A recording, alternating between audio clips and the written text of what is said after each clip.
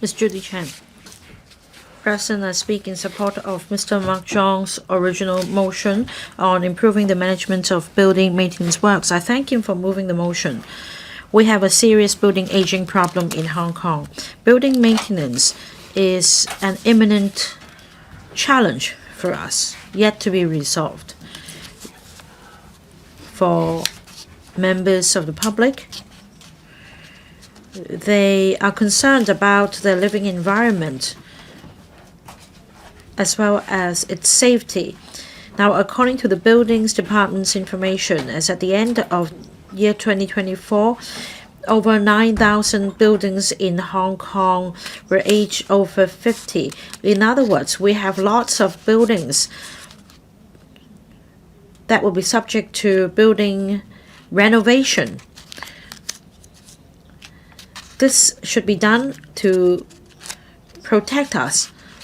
But on the other hand, it also poses huge financial pressure on us.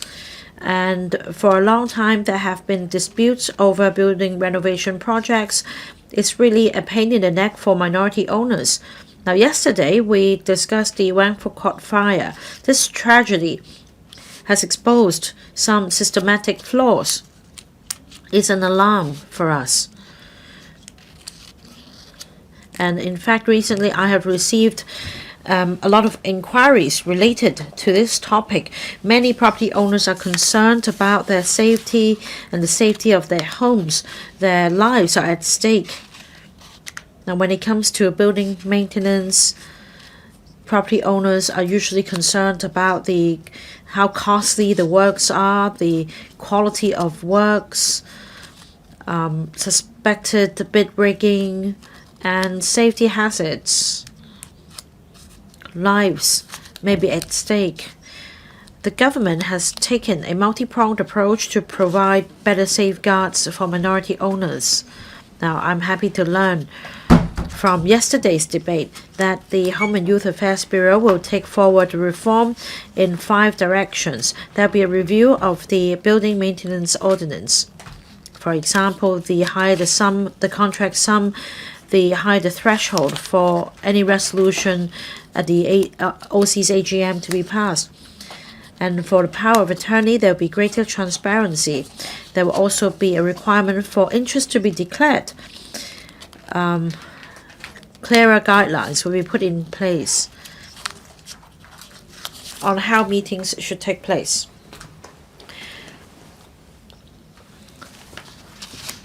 If these legislative amendments are passed early, we will be able to enhance transparency and protect property owners' rights more effectively. We can also prevent the voting process from being manipulated by a handful of elements. The district councillors will also be able to play a stronger role in the building maintenance process. I hope that the Bureau will kickstart the consultation exercise as quickly as possible so that we can enact legislation and implement the new arrangements as soon as possible. On the other hand, I think that we should enhance the functions of the URA, especially we should enhance the smart tender scheme. At the moment,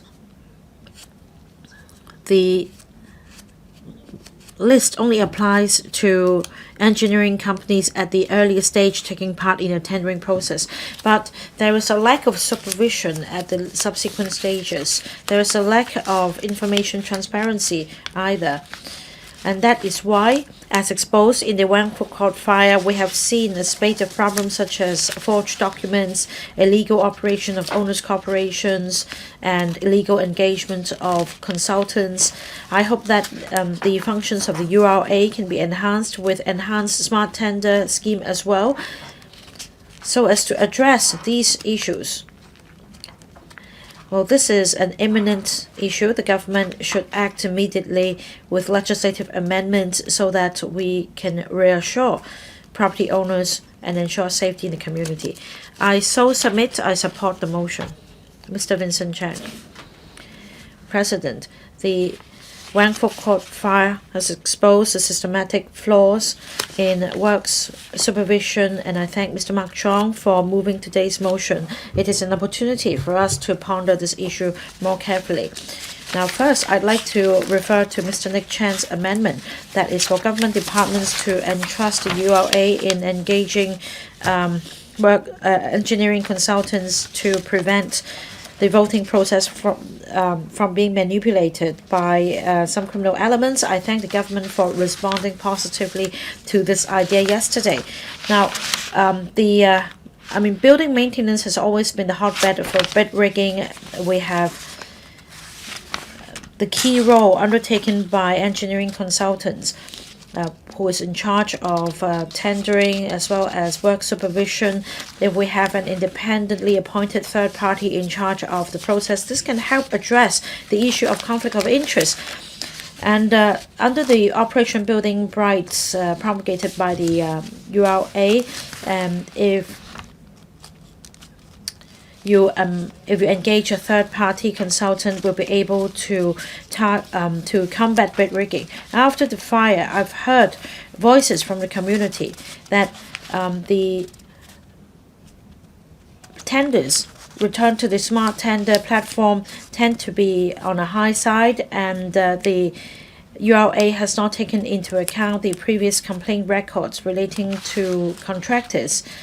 Now, I was an NED of ULA. I understand how it works, and to be fair, it's outside the current scope of the ULA. I agree that we should enhance smart tender and the functions of the ULA, and there should be clearer delineation of work. Now, another area is about the Bureau's proposed legislative amendments. Now, as mentioned, after the mini storage fire in Amoy Gardens, the government stepped up regulation of mini storage, and that caused the rent for mini storage space to go up, and that there will be new requirements imposed through legislative amendments. This will add to the cost as well. As I understand, for an aged building in Sham Shui Po, each household will need to pay up to $100,000 for building maintenance. Some owners used to get half of this sum covered through a subsidy scheme in the OBB, but now this scheme has come to a halt. So what if works become more costly? After passage of the amendment bill, owners will need to pay more for maintaining the old buildings. Now, it's really difficult for property owners to pay, say, $10,000 more a month as building maintenance fees. And it's really difficult. They'd rather not go ahead with it. And that is why we should make sure buildings are properly maintained on a regular basis. The government should also review what happened in Wan Fok Court fire. And in fact, a year ago in Jordan, another building was blazed, and it was quite serious. It also sparked public concern. The government back then accepted our suggestion. The government established an interdepartmental coordination mechanism to provide support and follow up on building maintenance and safety. And this mechanism comprises 4 departments. We'd like to have details on how many meetings were convened and works progress. I hope the Secretary could give us some idea. And in the past few years, the RCAC received lots of complaints relating to building maintenance. But what about prosecution and conviction figures? There is a lack of effective enforcement. As mentioned by fellow members, we have an aging building stock in Hong Kong. Things are getting worse, but rehabilitation progress has been slow. I was an NED of ULA, and in fact, we could look back on what happened. The ULA wears different hats. We need to make sure that the additional work will not drag the other foot on building rehabilitation or urban renewal. So we should provide flexibility so that there are more tools in the toolbox of the ULA when it comes to acquisition and flat for flat and that there'll be clearer delineation of work. I so submit. Mr. Alex Fan. I support Mr. Mark John's motion and Mr. Ken FOK's amendment.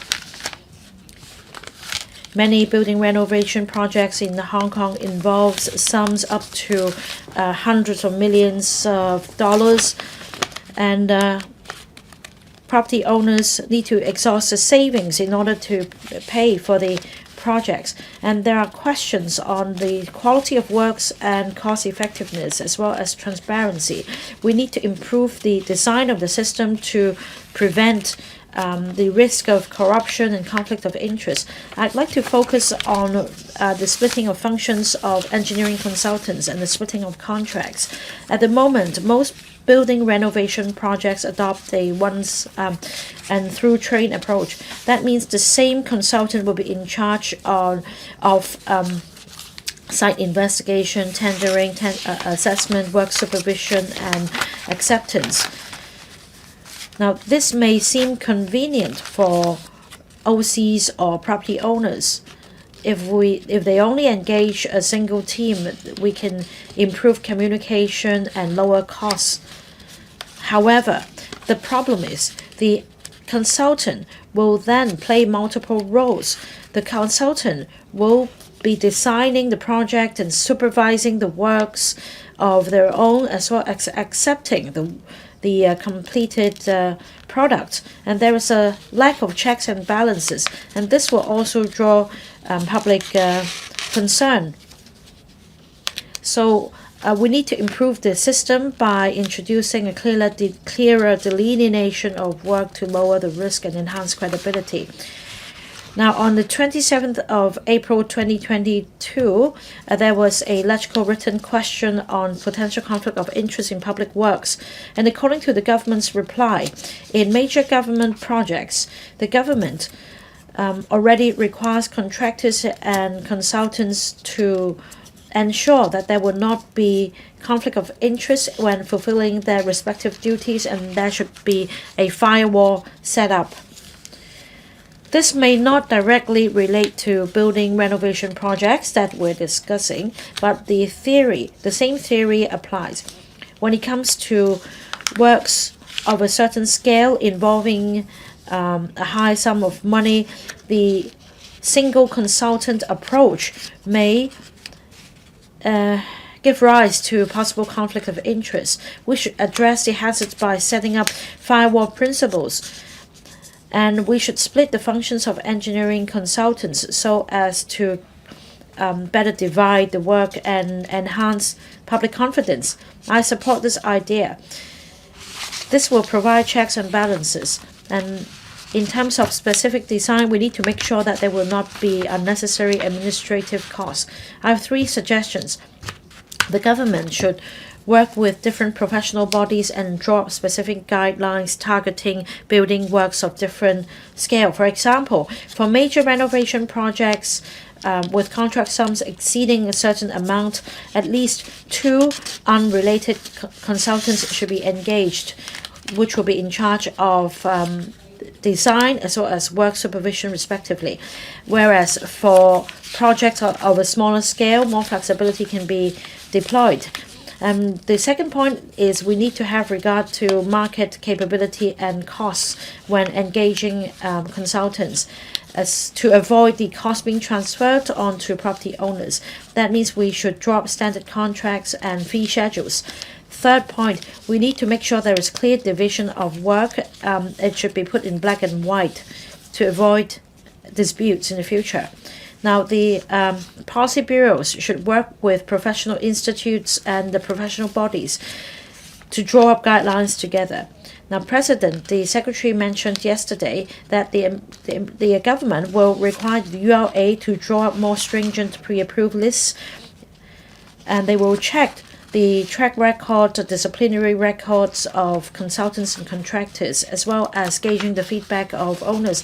I'm happy to learn that. I understand that the government in Singapore has set up a system. There is a body dedicated to overseeing major renovation projects in public housing estates. I think we can make reference to this practice to enhance URA's function so as to take forward this reform. Your time is up. Mr. Ray Wong. President, first, I would like to thank Mr. Mark Chung for the motion and the other 4 members for the amendments. Like Mr. Mark Chung said,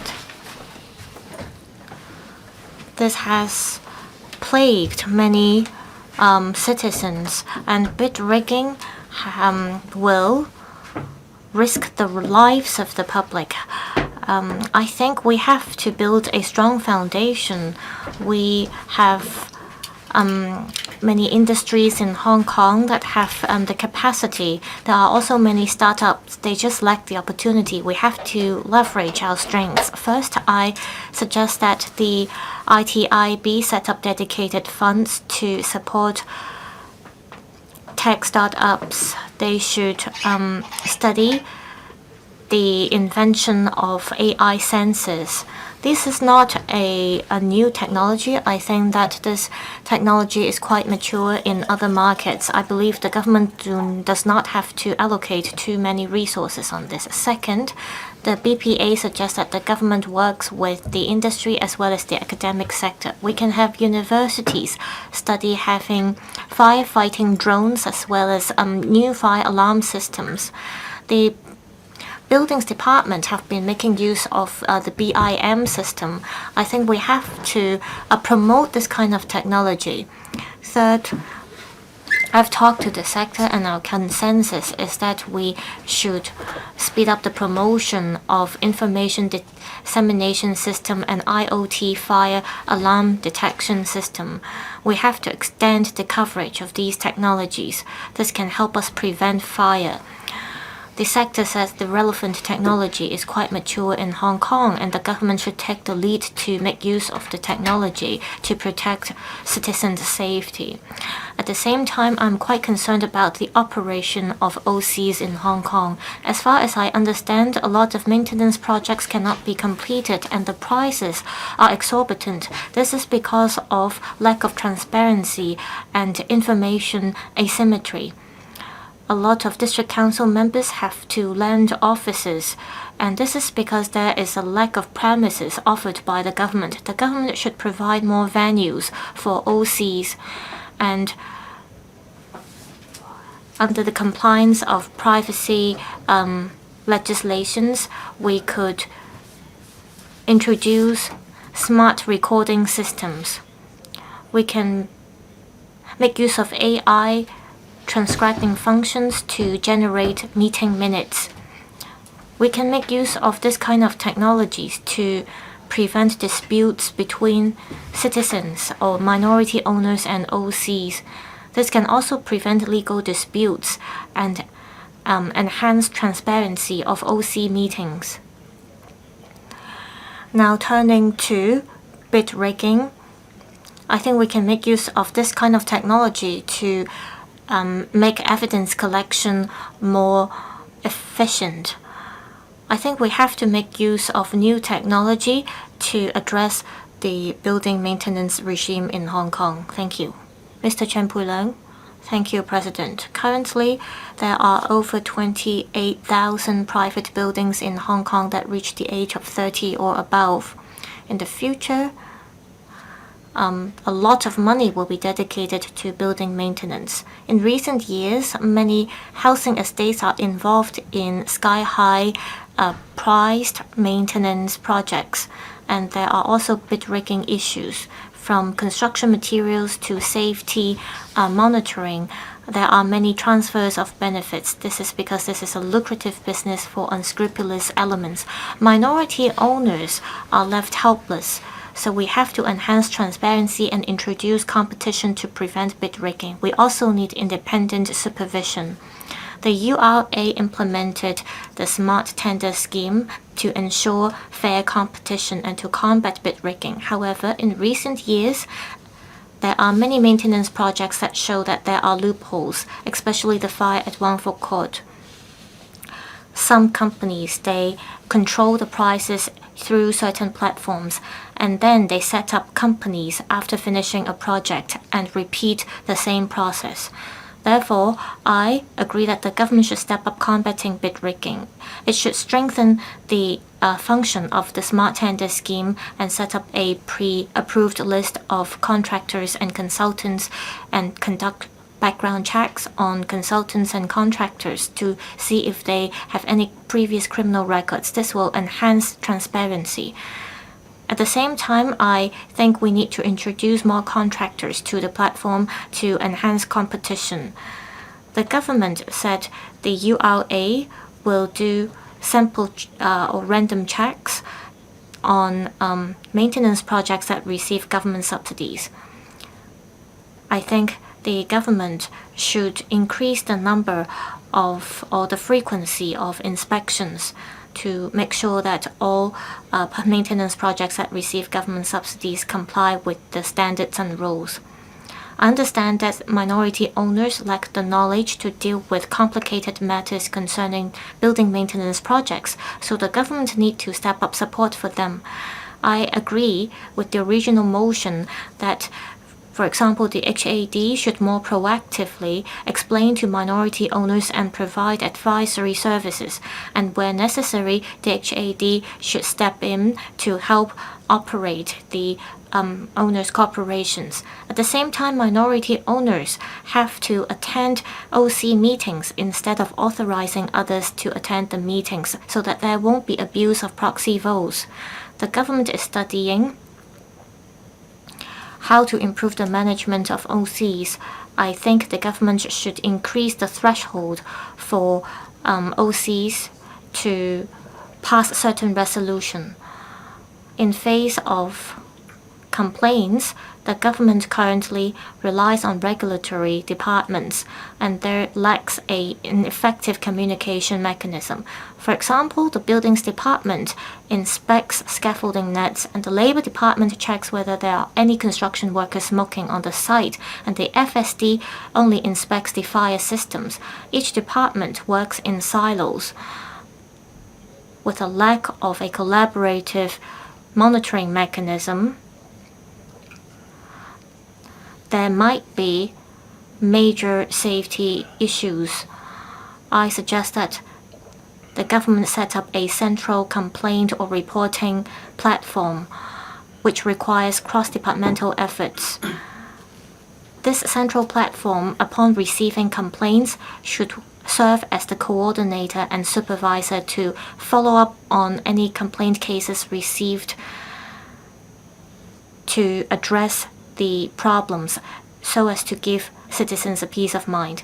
I so submit. I support the motion and all the amendments. Thank you. Dr. Thomas So. Thank you, President. I speak in support of the original motion and all the amendments. On improving building maintenance and management, I would like to focus on 3 areas. First, on the safety standards for maintenance projects, the list of materials used, and the regulatory system. How can we ensure that the system will not fail again and will work effectively in the future?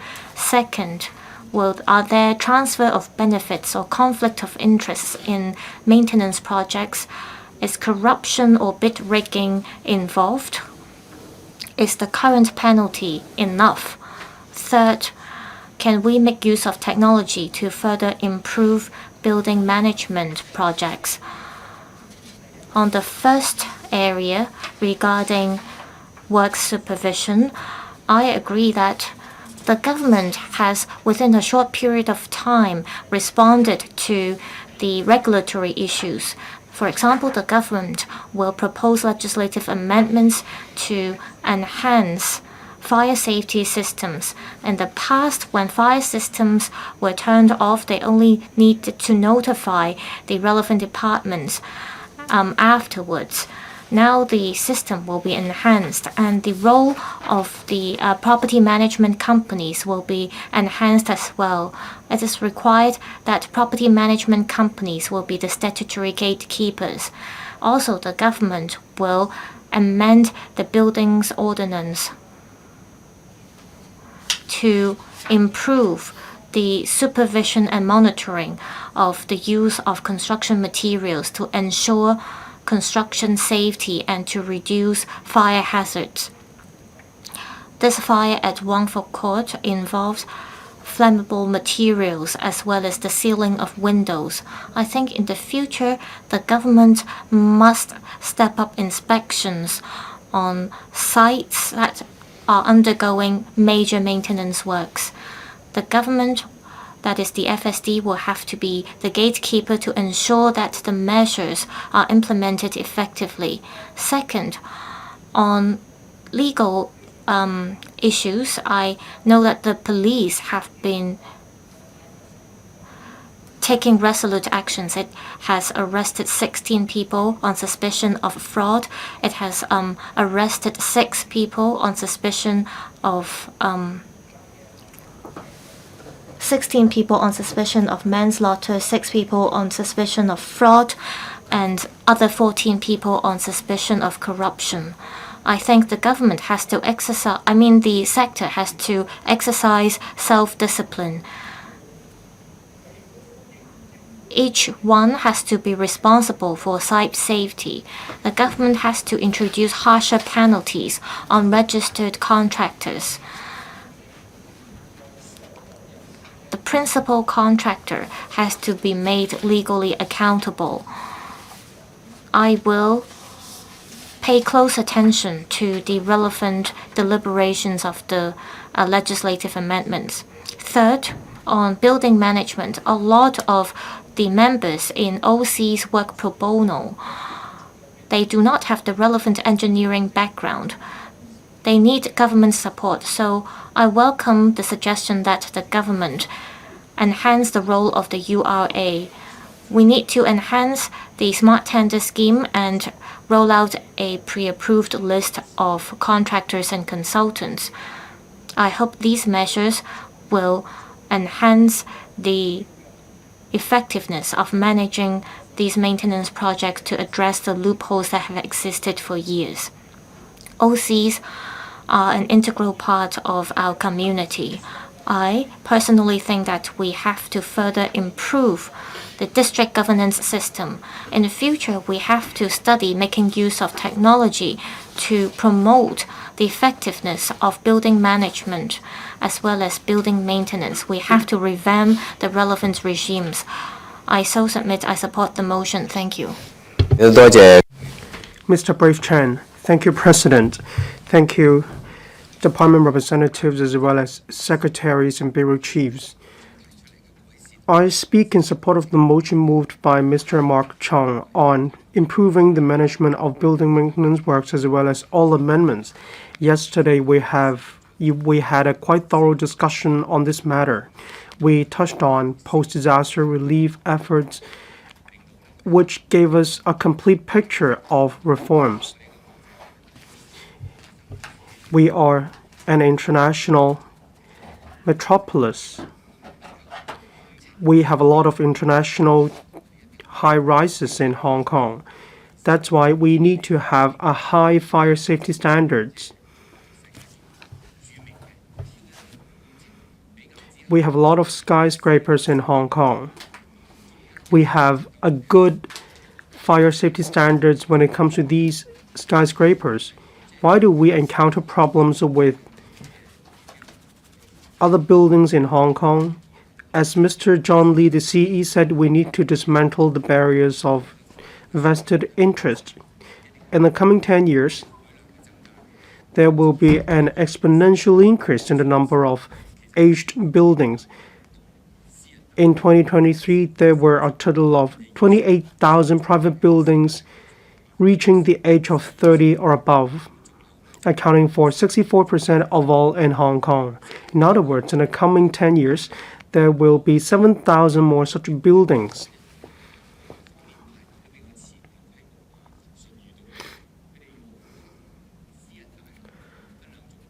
There are 2 types of private buildings in Hong Kong, one with OC, the other without OC. Historically speaking, of course, people prefer buildings with OCs. In OCs, some take part in meetings on a voluntary basis. Most of them aren't professionals. It'd be quite difficult for non-professionals to reach professional judgments and decisions. It'd be easy for them to be cheated, given the fact that they aren't professionals. For buildings without OCs, by contrast, there are more professionals managing the building. They could prevent such a situation from happening. As Mr. John Lee, the CE, said, we take a target-oriented or result-oriented approach. We need to enhance speed, efficiency, effectiveness.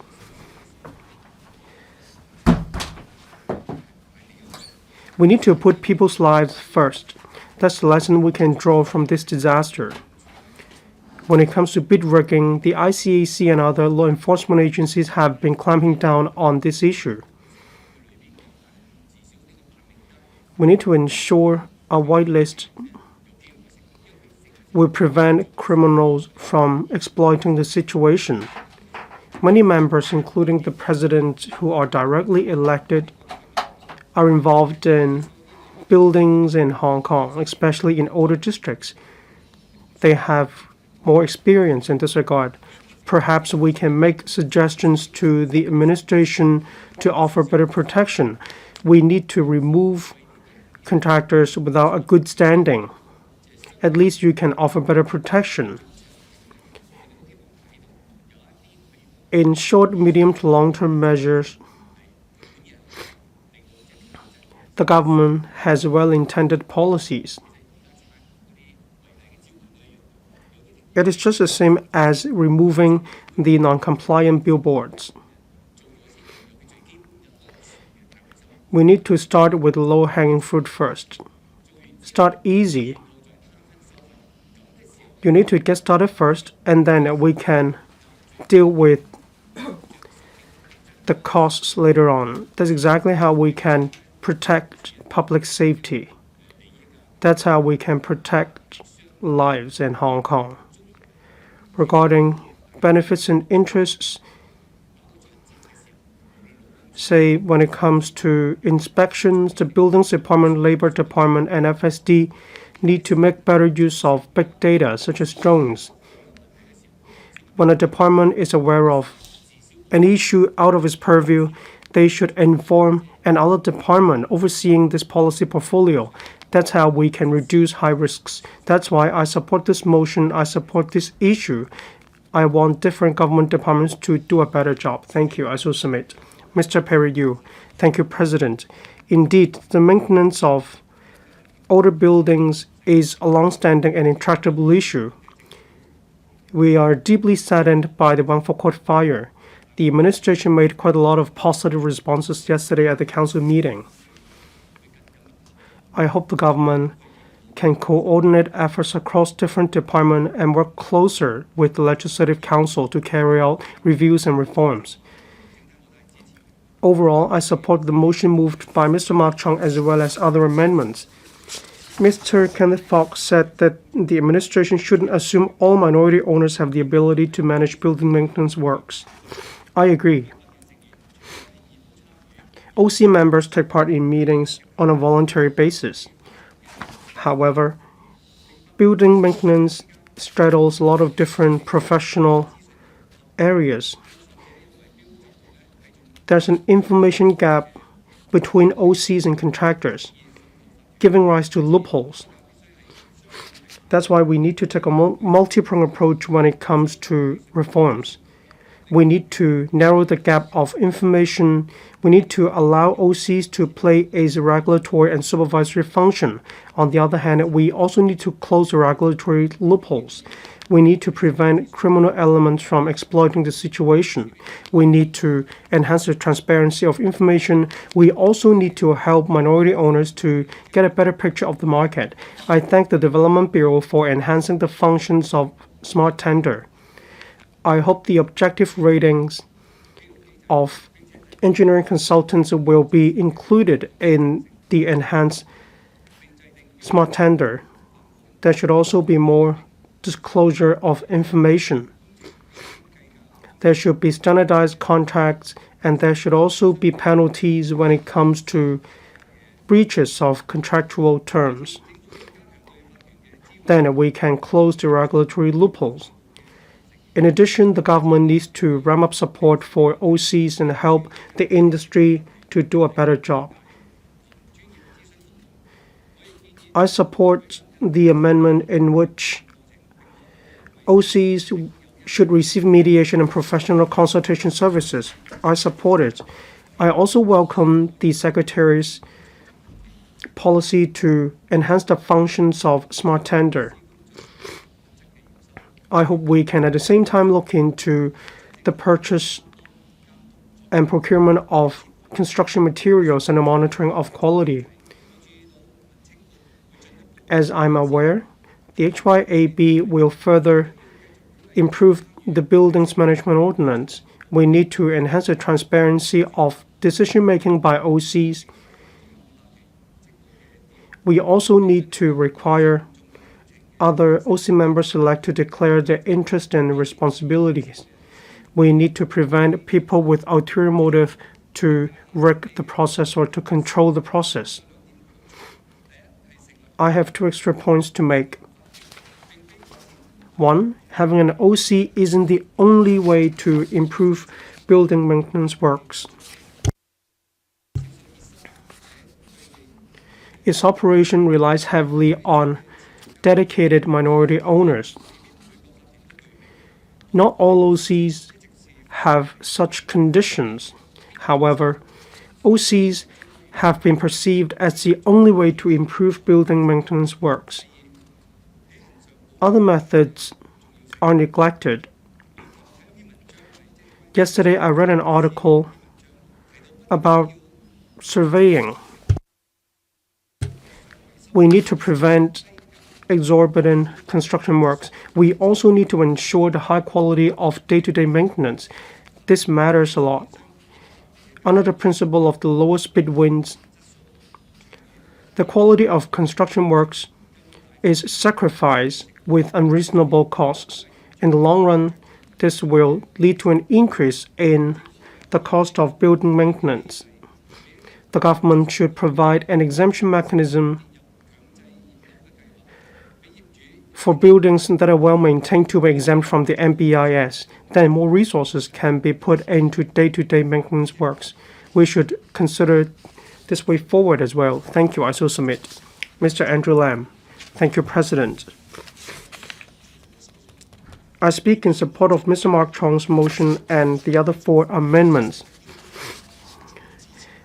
I definitely agree with the general direction of the original motion. A few proposals are made under the original motion. Building maintenance works vary in different degrees. There could be works on different scales.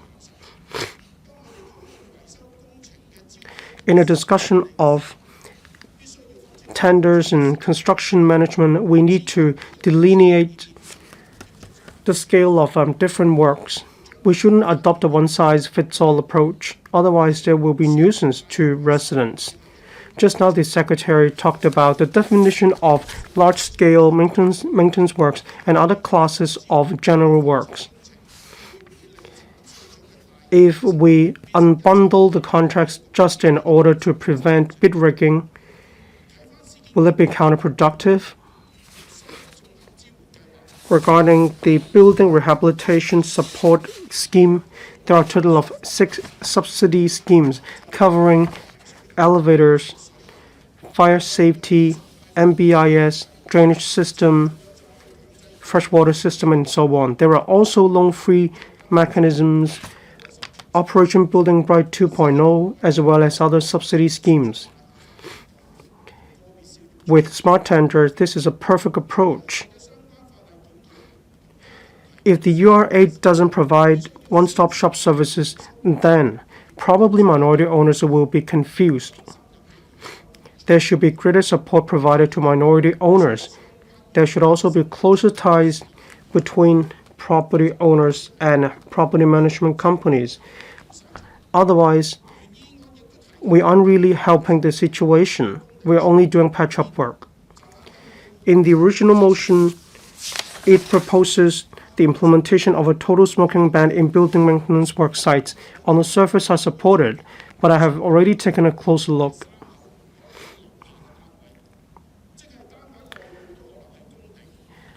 In some construction sites within the buildings, that is the area of a construction site as well. Does it mean that we need to ban smoking even inside the units? If there are shops, then there are more than construction workers on the site. There are store operators, there are residents as well.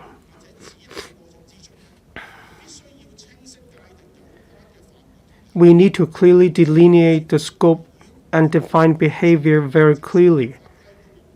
Otherwise, even if we have legislation, it is not in touch with reality. I'd like to echo what the Secretary said just now. Targeting, fire safety, and bid rigging, we have dedicated legislation and law enforcement agencies. In tackling the matters of concern to us, probably there is room for improvement. 3 fronts. 1. Improvements immediately. 2. We should invite more policy bureaus to take part in it. 3. We should subcontract the task to somebody else. Targeting building maintenance works. If we establish a new building maintenance authority, we want to turn it into a one-stop shop. Do you want a one-stop shop for regulation and supervision, or a one-stop shop for support services, or do you want one single one-stop shop for all these services? If you only provide a one-stop shop for support services, it's no different from the URA. Why we cannot use the Building Rehabilitation Scheme 2.0? We really need to plug the loophole of 3 new buildings. Do we really need a dedicated authority to play this role? This is worth our serious consideration. When professionals are involved, the cost would definitely go up. So in the future, for suggestions on improving supervision and supporting procedures, we need to consider the use of technologies in order to reduce the burden on minority owners. We shouldn't slacken the pace of urban renewal. Thank you. 多謝主席。 Dr. David Lam, thank you, President. I speak in support of Mr. Mark Zhong's motion as well as all the amendments. Let me first talk about workers. Construction workers are stakeholders of building maintenance. In the past, some young people joined the construction industry because of how attractive the job was. In 2024, when we discussed an amendment bill, it was said that the construction industry faces a problem of delay of payment. This is the cause of delay of works as well as wages in arrears. And according to the Development Bureau's study, the unpaid amount accounted for 5 to 12% of the business turnover of the industry. And for delayed payment, the situation was serious, from 6 months to 2 to 3 years delay. And according to the government statistics, fatal industrial accidents figure stood at least 8 in 2025. In 2024, there were 14, 2023, 20. And the number of deaths recorded in the past 10 years range from 10 to 22. So if we do not provide more protection, how do we make sure we can attract new blood to the industry? If the job is not safe for them, parents would stop their children from joining the construction industry. Now, in October 2025, a residential development in Ho Tin was completed. Despite the development being luxury homes, over 100 property owners complained about the quality of works. Solder cans were found in the shear walls. The safety officer was engaged by the contractor. The safety officer was an employee, so nobody supervised the works or the safety of workers. There should be a clerk of works in charge of materials and laborers. And again, the clerk was appointed by the contractor. Now, there are 3 major problems that I just went through: wages in arrears, safety hazards, and shoddy materials being used. The government should take a bold move. Either through the ULA or an independent authority, we should ensure that the work supervision aspect should be reported to the ULA or that authority, so that we can address the issue of consultants supervising the works of their own contractors. And we should further amend the legislation to mandate the developers or contractors to deposit sums with the ULA or that independent authority, so that in the event of delayed wages, the authority can step in using the sum already deposited to pay workers their wages. Now, if the new legislation proves to be effective, then I will not insist on this idea, but at least we should empower the ULA to do more or set up an independent authority. These are the ideas that I propose to the government. I hope that more can be done to undertake this reform. Mr. Scott Leung. Thank you, President. We have built a serious aging building stock problem, and we have more and more old buildings with 50 years of age, and we need to improve the building management process to make sure people's homes are safe. And in recent years, we've heard about many disputes surrounding building maintenance and poor quality of works. This shows that there are loopholes that should be plugged. We should ensure a level playing field and enhance transparency to protect the interests of property owners. Now, for old buildings, the property owners often do not have knowledge about building maintenance. It may be all right for them to engage a security guard to patrol the building or a cleaner to clear the rubbish, but when it comes to major renovation, they do not have the know-how. They rely on the consultant. And it is important to make sure that the tendering process and work supervision are closely monitored. And yesterday, I heard that the government will enhance the smart tender function of the ULA. I think that this will be a relief for many OCs or property owners. And there will be a more stringent pre-approved list drawn up for the ULA to take the lead in monitoring the progress, and for owners to be able to monitor this list on a continuous basis.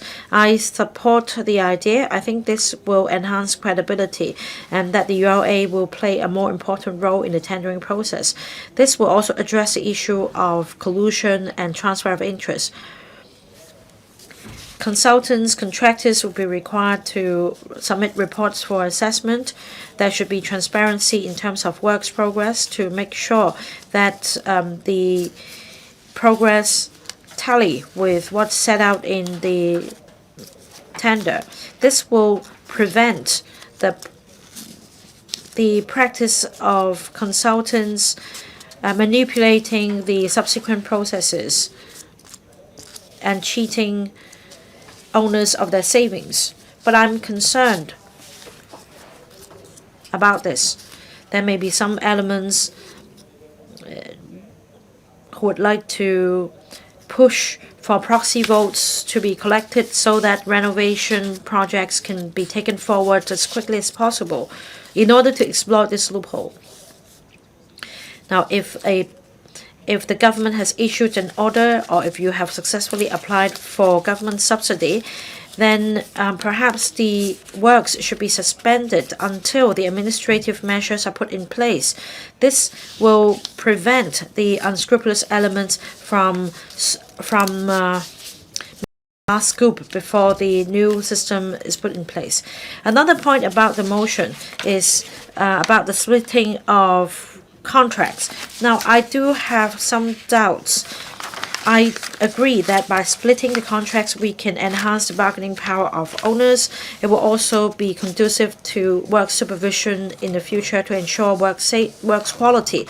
But when it comes to actual operation, there may be other problems. For example, for repair of pipes, you may need to erect scaffolding. So who will be responsible for erecting the scaffolding according to the contract? And what about the insurance? Who will be responsible? So in terms of works coordination, there may be other problems if you split the contracts, and this may add to the overall cost. The cost will be transferred onto property owners. So as we discuss the pros and cons of contract splitting, we need to make sure that the government remains the gatekeeper so that there won't be unnecessary additional costs. We should also enhance public awareness by encouraging owners to take part in the building management affairs. For example, there will be new measures for contracts reaching a certain amount. A higher threshold will be put in place at the AGMs of OCs. We should also leverage on technology to enhance governance. We can also verify the identity of proxy vote holders. I fully support these legislative amendments. Now, when it comes to an impasse at the OC meetings, the government can directly step in to make sure that it remains effective. I support the motion. Mr. Tam Chuan Kwok. Thank you, President. I thank Mr. Mark Chong for moving the motion. Building maintenance and renovation is really a pain in the neck for property owners. If they receive the MBIS notice, they have no alternative but to take forward building renovation, and that means the owners will need to raise sum in order to cope with the compliance of the notice, and they may not have the professional knowledge in assessing the tenders. And there are also other problems such as bid rigging and not to mention the nuisance coming from the construction noise, debris, and the flats being hoarded up by protective mesh and scaffolding. Well, there are more and more old buildings in Hong Kong. There is a need to improve the system to help property owners. Yesterday, the government moved a motion. The government also proposed a series of measures to target bid rigging and enhance the ULA's function. There will also be legislative amendments. I understand in a few weeks the government will table a bill to introduce a smoking ban across construction sites. I hope that other measures will be implemented as soon as possible. For example, when it comes to site investigation, pre-tendering or tendering process, assessment of tenders, and work supervision, there is a lot on the plate of the contractor or consultant, but there is no requirement that the person in charge of these companies must be somebody with a professional license. And in the event of a closure of business, it would be easy for another company to be formed, which will directly take over the business of the contractor or the consultant. According to the government, the URA will also step up its role, and I welcome that. And there will also be a random inspection in the work supervision process. Well, I welcome the URA's efforts in stepping in the building maintenance process. This will help address the problem of bid rigging. Now, the Competition Commission and the ICAC and the police may take a joint operation according to the respective legislation in going after the bid riggers, but it's very difficult to collect evidence.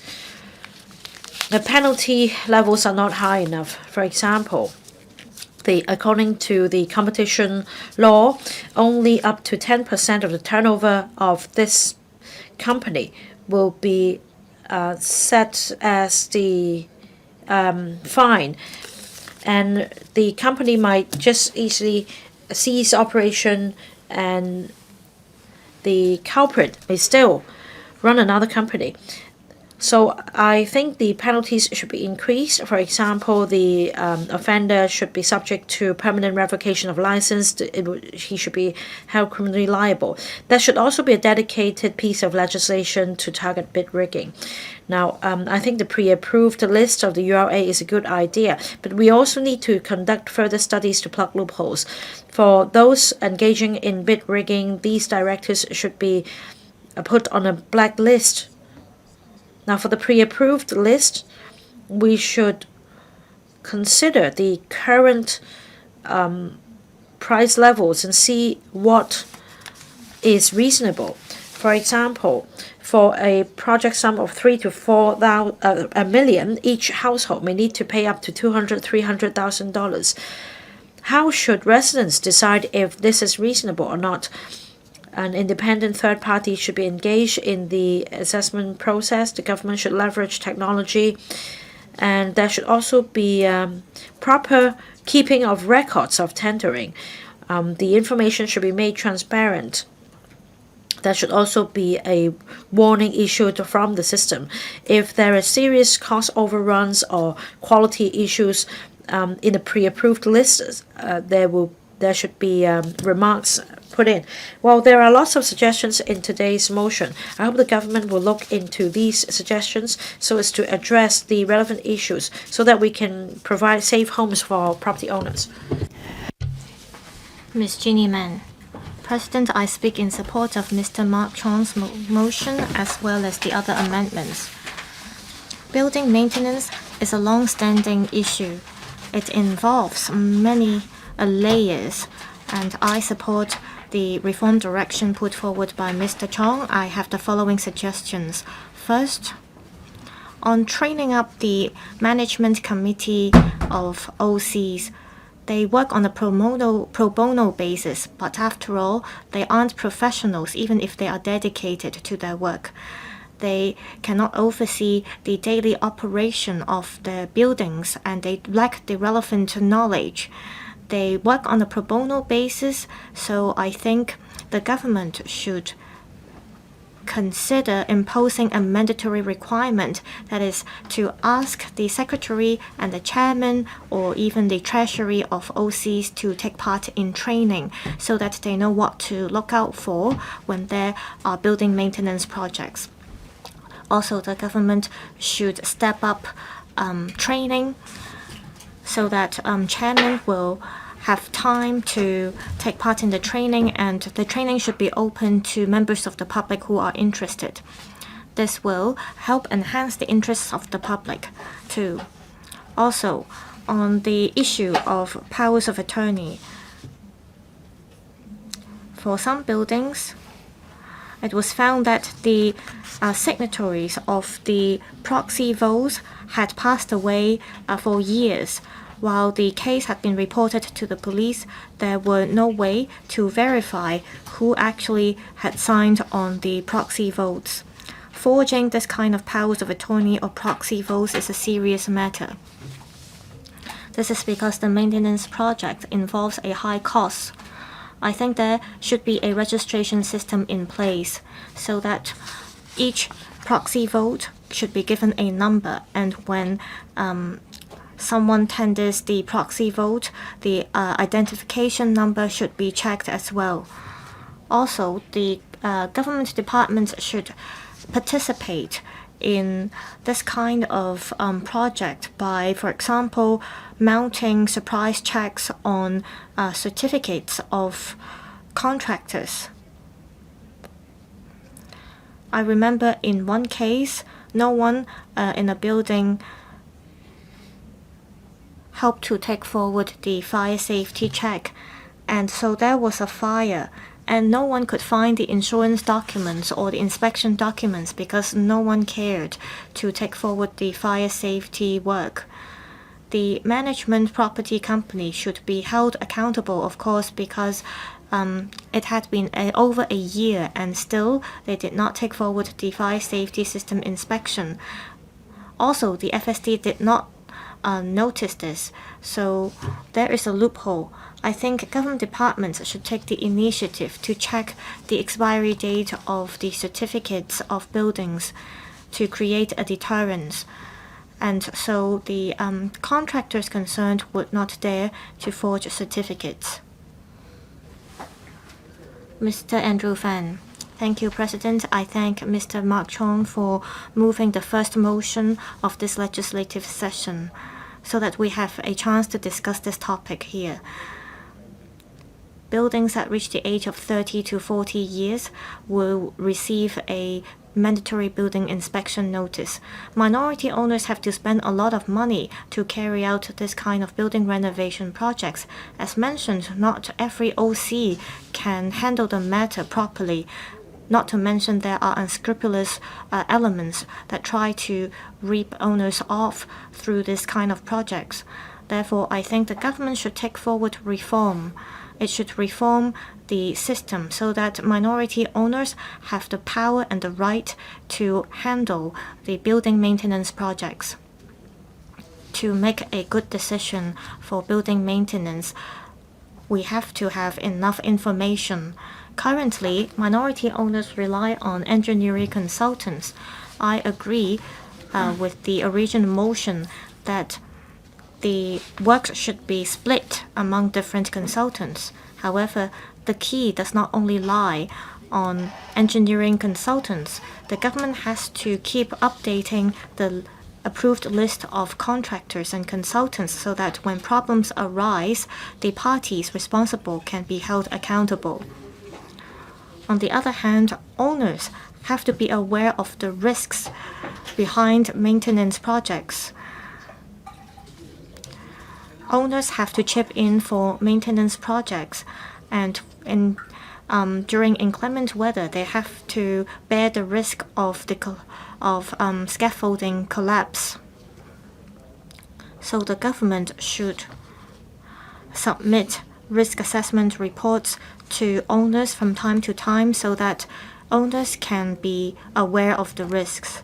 At the same time, the government should provide more regulatory and advisory support. For example, the government can remind owners of putting in place preventive measures. Lastly, I'd like to talk about bid rigging and building management. According to some media reports, some parties can make hundreds of billions of dollars through carrying out building maintenance projects. I think we have to adopt a multi-pronged approach to combat bid rigging. The HAD can serve as the manager, for example, to help OCs manage building maintenance projects. Also, the government should allocate more resources to the URA or dedicated departments to help OCs deal with tender documents and management contracts so that OCs can detect any suspicious documents. Also, there should be an independent third party to help supervise the procedure so that building maintenance projects could be carried out properly. Lastly, law enforcement agencies should serve as an effective gatekeeper.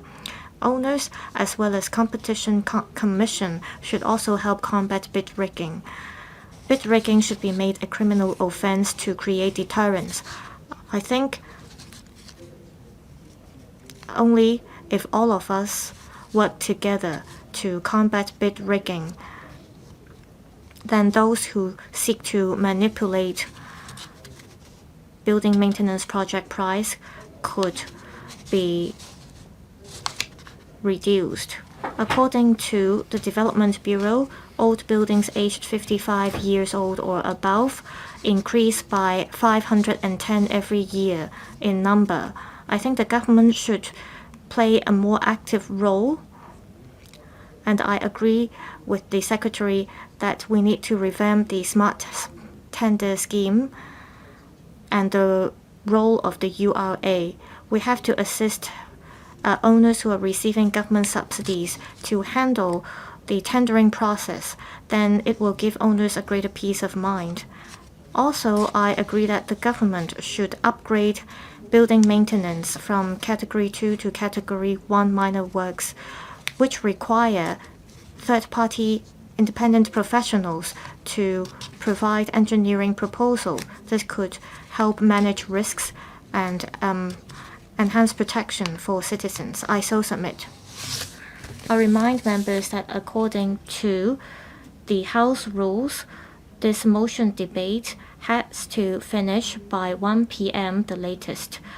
I will, at around 12:30 p.m., ask the mover to speak. After that, I will deal with the rest of the process. So far, 57 members have asked to speak on this motion. Currently, 35 members have already spoken. Due to time limit, I ask members to be concise and refrain from repeating the points that have already been raised. Ms. Michelle Tang. President, the fire at Wangfu Court is a tragedy. It has sounded an alarm for us, and it has exposed some deep-seated problems in our building maintenance regime. A lot of members of the sector are angry and shocked by the fire. A small group of unscrupulous elements have tarnished the reputation of the professional sector. They want me to make use of the electrical platform to tell the SAR government to take forward systemic review and reform so that we can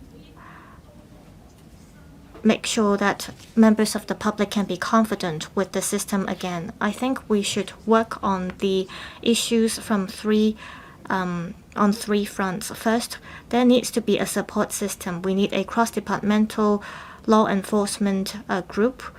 We have to enhance the role of the URA as well. People want the government to step in. That shows that they still believe in the government. I think this is a good thing. So I hope the government can show greater determination in addressing the building maintenance problem. Currently, government departments are working in silos. The Buildings Department, the FSD, the Labor Department, as well as the HAD should together form a cross-departmental law enforcement group. It should not be a toothless tiger. It should institute prosecutions swiftly when non-compliance is detected. Also, the government should expand the functions and roles of the URA. It should not only implement the smart tender scheme, there should be a dedicated team under the URA to compile a list of approved contractors and consultants based on their checks on the backgrounds of the contractors. It should eliminate any contractors or consultants with poor track records. Also, the URA should help residents as well as property management companies in supervising building maintenance works. The district offices in different districts should take the initiative to offer support to, as well as offer legal advice and professional knowledge to OCs. The government should more proactively combat bid rigging.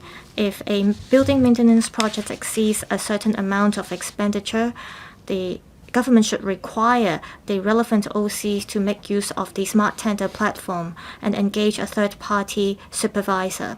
The government should also step up law enforcement. For example, it should empower the Competition Commission and the ICAC to set up investigation teams to create deterrence. This is also to let unscrupulous elements know that bid rigging is subject to high risks and that a deterrence could be created. At the same time, the Labor Department should step up inspections and patrols. It should increase the frequency of its site inspections to check the authenticity of construction materials as well as to inspect construction methods. It could make use of imaging records as well as IoT sensors to enhance transparency and to step up regulation. The original motion suggests that contracts should be split by directly engaging different contractors to undertake works. I'm from the engineering sector and I have strong reservation about this. This is because splitting the works contracts would just complicate matters. Minority owners are supposed to deal with just 1 to 2 consolidated contracts. If contracts are split, they will have to handle more contracts and this would incur high costs for them. I so submit. Dr. Hui Simon Lee. Thank you, President. There are over 40,000 private buildings in Hong Kong, many of which have become very old. Building maintenance not only concerns buildings themselves, but it also concerns the safety of the public. It has to do with undue transfer of benefits as well as the uneven quality of construction works. I'd like to offer my views on 3 fronts. 1, we need to enhance the functions of smart tender. The Secretary for Development and the Chief Secretary for Administration talked about enhancing the functions of smart tender. I'd like to offer further input.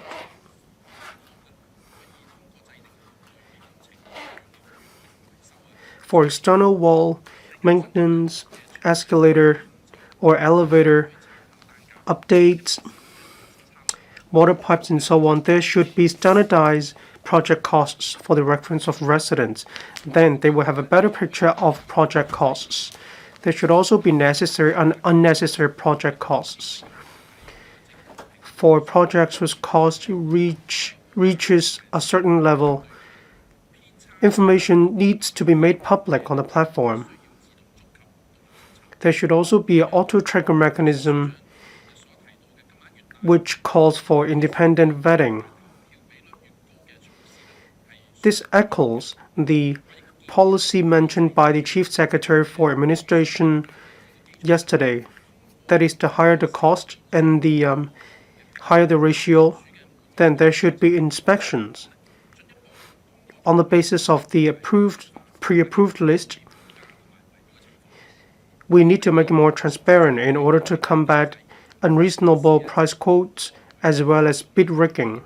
Regarding the funding scheme or the subsidy scheme, I suggest that the government should change the subsidy scheme to a layered subsidy scheme.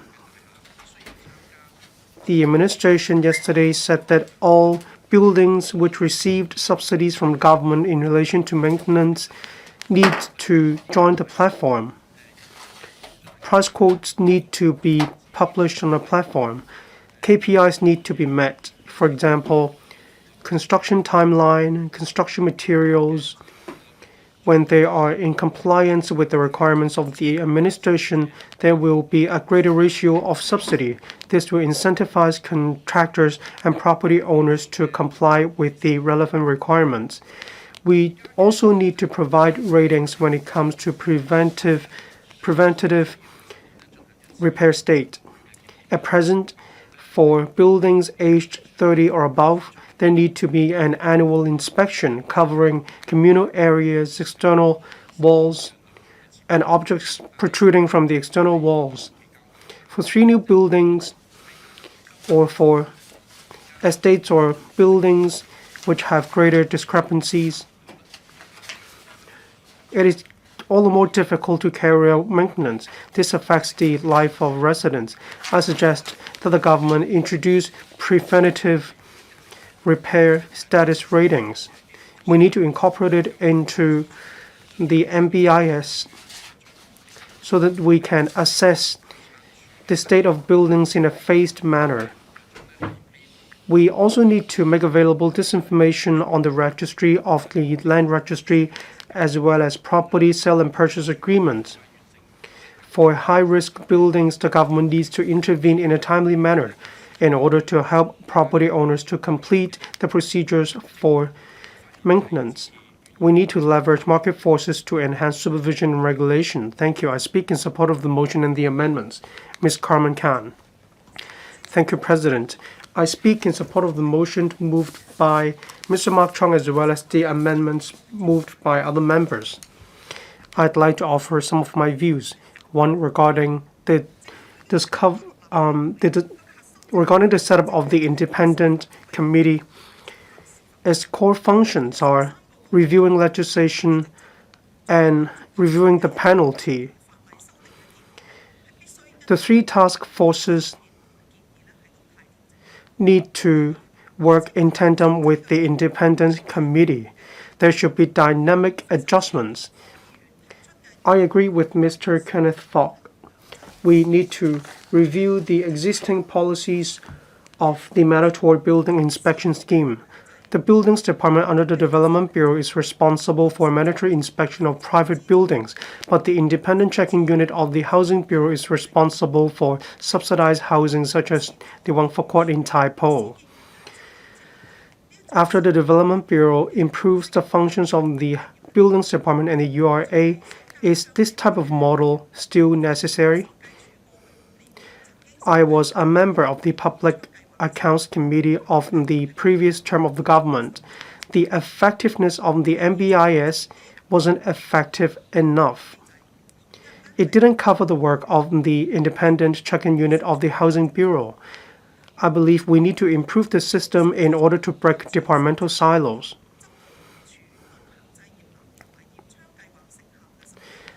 Regarding the audit report targeting MBIS, quite a lot of discoveries and suggestions have been made, such as strengthening law enforcement, monitoring the completion of the statutory orders and notices, clear delineation of risk-based standards. Do we still need to consult building advisory committees? We need to face the problem squarely. This incident is an opportunity that we need to seize upon. The Urban Renewal Authority is changing its role. It needs to step in, it needs to draw up a pre-approved list, it needs to take part in the tendering procedures.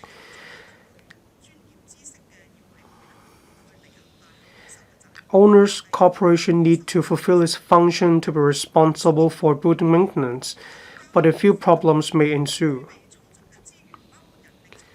We need sufficient personnel, we need sufficient financial resources to cope with the surge in demand. The URA isn't subject to the full scrutiny of the Audit Commission. How can we ensure that the URA will be regulated and supervised by the Housing Department as well as the Audit Commission? The public had placed a lot of trust in the URA as a statutory organization. We need to have a more rigorous mechanism against corruption. This is a test for us. We need to think ahead of the criminals. The enhanced smart tender, is it possible that the enhanced smart tender will increase the financial burden on property owners? When it comes to occupational safety and health, I support implementing a full ban on smoking in construction sites. For toll boards, I suggest adding more guidelines and code of practice in order to reduce the risk of fire. We also need to clamp down on bid rigging. One accident is one too many. Lives matter. Occupational safety and health is an issue that we talk about very frequently. We need to eradicate such accidents. The Competition Commission and the ICAC need to rigorously improve the system so that companies with good standing will not be driven out of the market. The CE said yesterday that we implement reforms in response to instructions from the Central People's Government. Thank you. Ms. Kwok Foo-young. Thank you, President. Hong Kong buildings are aging. There are hundreds of buildings that require large-scale building maintenance works. The project costs may total tens of millions of dollars. There are frequent issues of bid rigging. It not only affects the interests and rights of property owners, but it will also negatively impact on the quality of construction works. There are hidden dangers of construction safety, and that affects the property of the public. That's why I support systemic reforms in order to eradicate the problem of bid rigging. We need to improve building maintenance works. Smart tender is effective for eradicating bid rigging, but there are still loopholes. There are tender samples, there are project costs reference. However, safety standards, quality of construction works, and technical assessments aren't involved. There is no after-construction supervision either.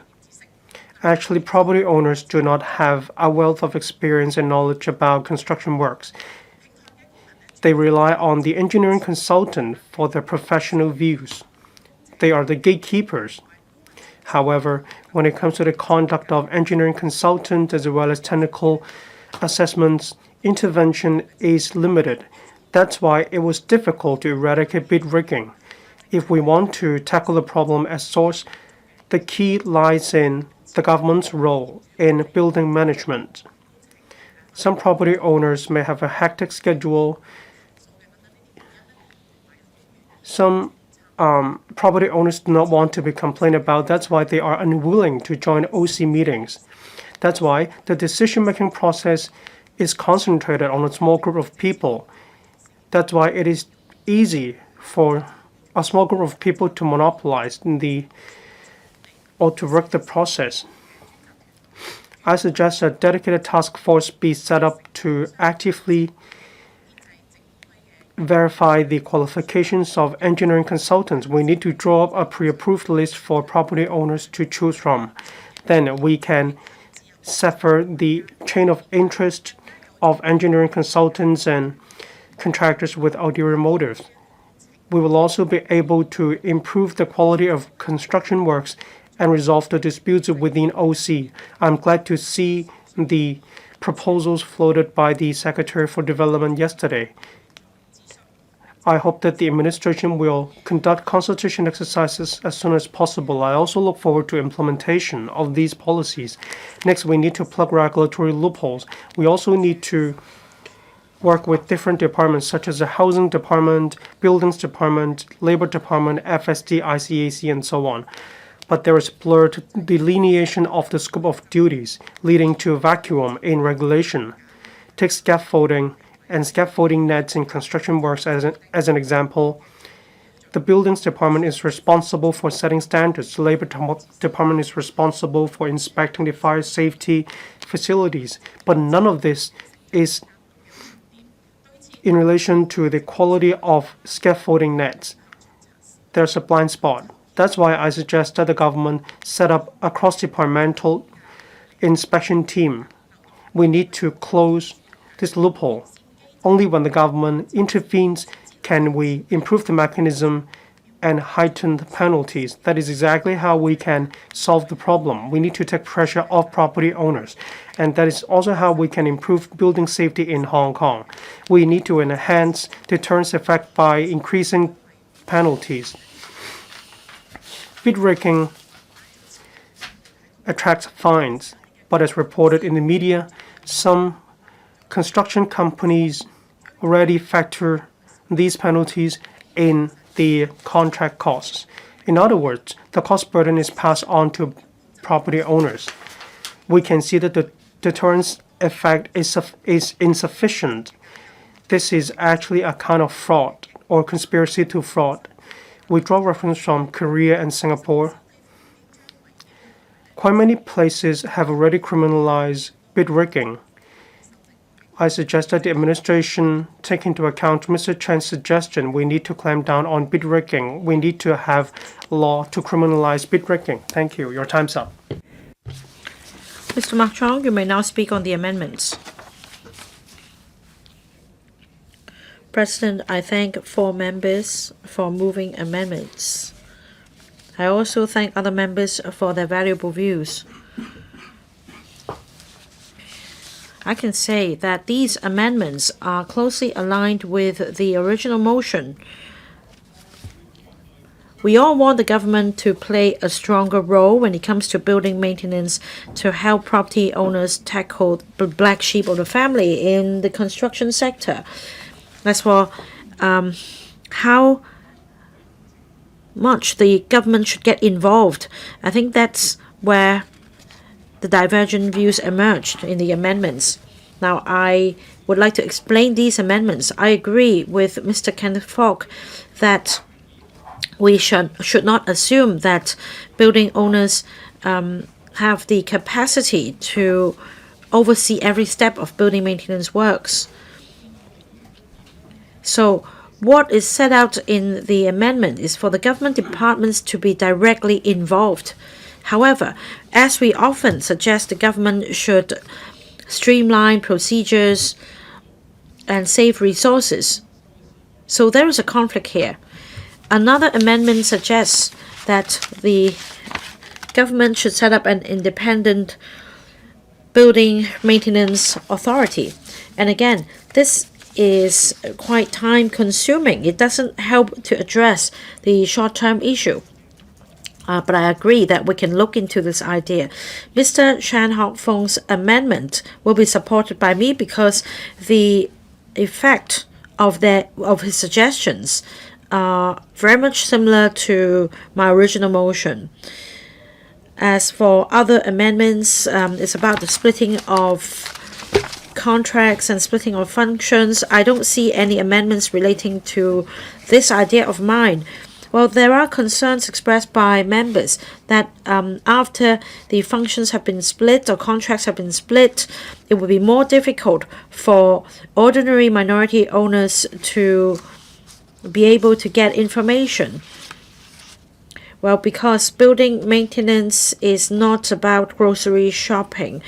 Point number 6, again, I don't see any amendments here. It is very important that we tackle unfinished business in the event of consultants, contractors closing down. Take this Grenfell Court fire as an example.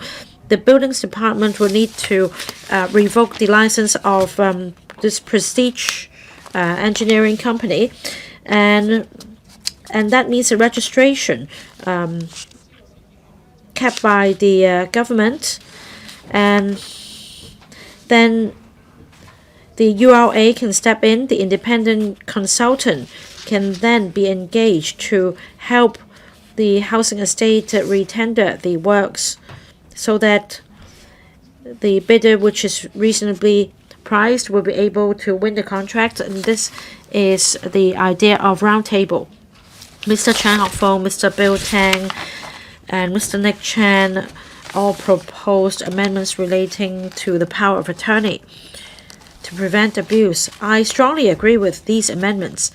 Now, if we take a look at these cases, very often members of the owners' corporations are affiliated with the syndicates. So I'd like to be bolder here. Should we conduct background checks of OC members as well, as we do for contractors and consultants? We should check, for example, whether they have any triad background, whether they have any previous records of deception and fraud, so that we can make sure the unscrupulous elements will be driven out of business, and that those committed to building maintenance affairs will not be deterred because of their the unscrupulous practices. We can also draw reference from the amendments proposed by the Bar Association. And that means we can provide some binding effect to the guides promulgated for compliance in the construction industry. And that in terms of use of materials or background of directors, we can make things criminal if they don't follow the law. I so submit. Undersecretary for Home and Youth Affairs. President, I thank Mr. Mark Chong who moved this motion, Mr. Kenneth FOK, CHAN Hok-fung, Bill Tang, and Nick Chan who moved their amendments, and 38 members who expressed their views. The HYAB and district offices are responsible for helping owners to fulfill their responsibilities.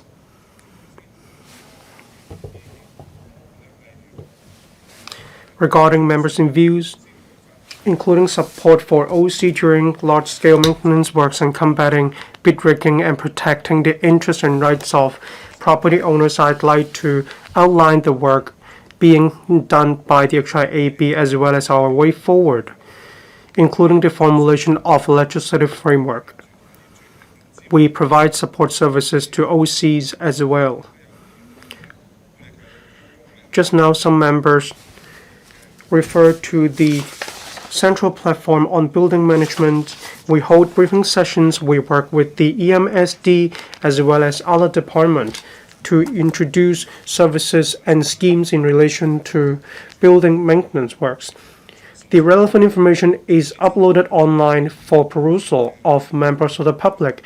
We also provide free services, including legal consultation,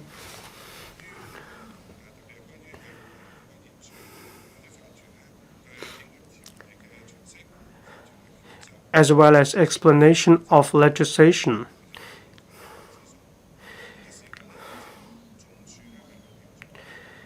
The HAD has commissioned an independent property management company to provide free legal consultation services for OCs.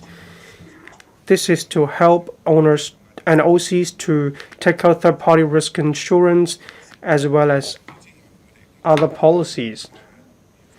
At the same time, we provide free of charge mediation services for financial arrangements, discussion. Whenever there are any disputes, OCs can make good use of our services to solve these problems.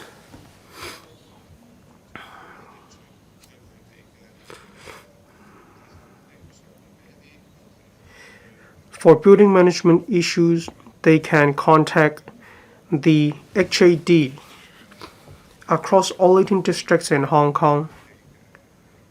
We have already set up dedicated task forces. OCs and property owners can liaise with district councillors, and district councillors will also touch base with property owners to render assistance. We'll continue to review our support services. We will also help owners to use our services.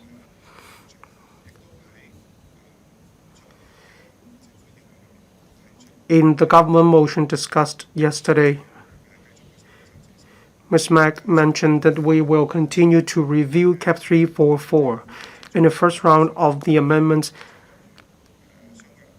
many members took part in the legislative amendment exercise. I'm grateful to members. Regarding procurement of large-scale maintenance works, there's a definition that is in relation to threshold of voting in person.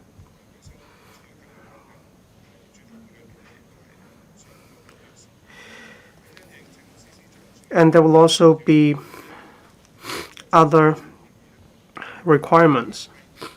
In response to the recommendations of the Task Force on Investigation and Regulatory Control, we have already set down our 5 main directions. That is including raising the voting threshold for major maintenance works and major procurement, improving the appointment of representatives and declaration of interest system, combating forgery, and so on. On this front, We'll continue to work with property owners and property management companies. We will also be liaising with members of the council. Building maintenance is vital to the well-being and safety of society. Our team will continue to provide steadfast support to OCs and owners, helping them enhance their building management capabilities and maintain close liaison and collaboration with relevant bureaus and departments. Thank you, President. And the Secretary for Labor and Welfare. President, the Labor Department attaches great importance to occupational safety and health and building maintenance works. Under a risk-based approach, we inspect relevant construction sites to ensure that contractors and employers provide employees with a safe work environment. On enhancing construction site safety, we will promptly implement 2 measures. Now, first, there will be a total smoking ban on construction sites. As Mr. Mark Zhong mentioned, the government will enact legislation to prohibit smoking on all construction sites. Now, regarding the current legislation, like Ms. Rebecca Chan, the Labor Department can issue written orders to prohibit smoking at individual sites depending on the risk of flammable materials being used. However, the requirement must be handled according to the specific circumstances, and that may pose limitations in enforcement. To make the smoking ban more comprehensive, the Labor Department has proposed amendments to the construction site safety regulations to impose clear legal responsibility on the main contractors, subcontractors, and everyone on site, strictly prohibiting smoking at all sites to reduce the risk of fire caused by smoking. The bill is expected to be submitted to the Legislative Council for scrutiny within the next few weeks. I sincerely urge members to support the bill so that it can be passed and implemented as soon as possible. Second, to prevent workers and objects from falling off the scaffolding, the toll boards will be installed on scaffolding. We'll revise the Code of Practice for scaffolding to specify requirements for materials used for toll boards in order to reduce fire risk. I thank members once again for expressing views on enhancing construction site safety. I so submit. Secretary for Development. President, I thank again all the members who have spoken and for their suggestions. I believe most of the members who have spoken support the directions put forward by the government in these 2 days. I heard that members want the government to be bolder. We're going to enhance the smart tender scheme, and for those who are not receiving the government subsidies, can we consider requiring them to engage a third-party professional as well? Well, a lot of owners are worried about whether they can comply with the NBIS notice, and can we adopt a more lenient approach? Under the new regime, costs may differ for owners, and we will look into all the suggestions that members offered, and in the interest of time, I'm going to quickly respond to member suggestions, but I'm afraid I cannot address each point individually.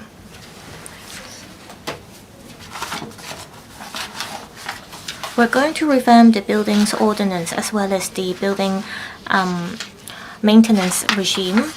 And so we're going to adopt a dual approach, and we'll work with the HYAB to implement the new regime.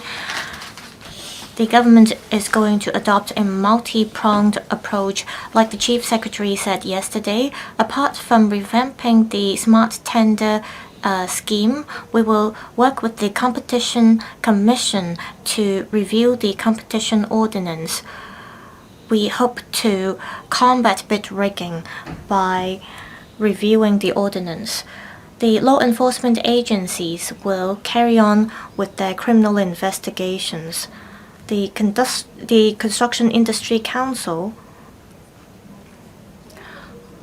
will have to work tirelessly to address the issue as well, so they will review the building maintenance sector They will review the current subcontracting system to delineate the responsibilities of different parties and to enhance training for members of the sector. This current term government want to deliver tangible results.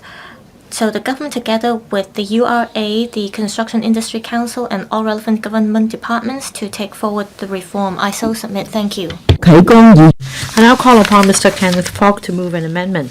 Mr. Kenneth FOK, President, I move my amendment. I now propose the question to you that Mr. Kenneth FOK's amendment be passed. I now put the question to you as stated. Voting begins. Members will please press the present button. Will those in favor please raise their hands? Those against, please raise their hands. I think the question is agreed by a majority of each of the two groups of members present. I declare the amendment passed. Mr. CHAN Hok-fung, as the previous amendment has been passed, you may move your further amendment. President, I move my further amendment. I propose the question to you that Mr. CHAN Hok-fung's further amendment be passed. I now put the question to you as stated. Voting begins. Members will please press the present button. Will those in favor please raise their hands? Those against, please raise their hands. I think the question is agreed by the majority of each of the two groups of members present, members returned by the election committee, and those returned by the functional constituencies and by geographical constituencies. I declare the amendments passed. Mr. bldg, as the previous amendments are passed, you may move your further amendment. President, I move my further amendment. I propose the question to you that Mr. bldg's further amendment be passed. I now put the question to you as stated. Voting begins. Members will please press the present button. Will those in favor please raise their hands? Those against, please raise their hands. I think the question is agreed by the majority of each of the two groups of members present, members returned by the election committee, and those returned by functional constituencies and by geographical constituencies. I declare the amendments passed. Mr. Nick Chan, as the previous amendments are passed, you may move your further amendment. President, I move my further amendment. I propose the question to you that Mr. Nick Chan's further amendment be passed. I now put the question to you as stated. Voting begins. Members will please press the present button. Will those in favor please raise their hands? Those against, please raise their hands. I think the question is agreed by the majority of each of the two groups of members present, members returned by the election committee, and those returned by functional constituencies and by geographical constituencies. I declare the amendments passed. Mr. Mark Chong, you have used up your speaking time. There is no time left to reply. The debate will come to a close.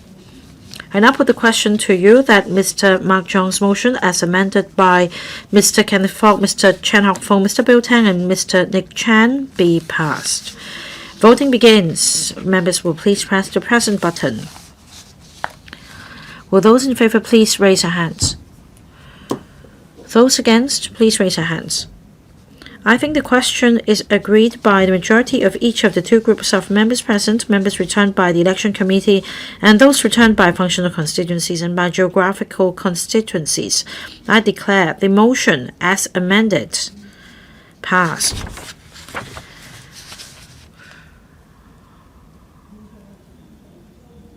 The Council is now adjourned until 11 a.m., the 21st of January 2026.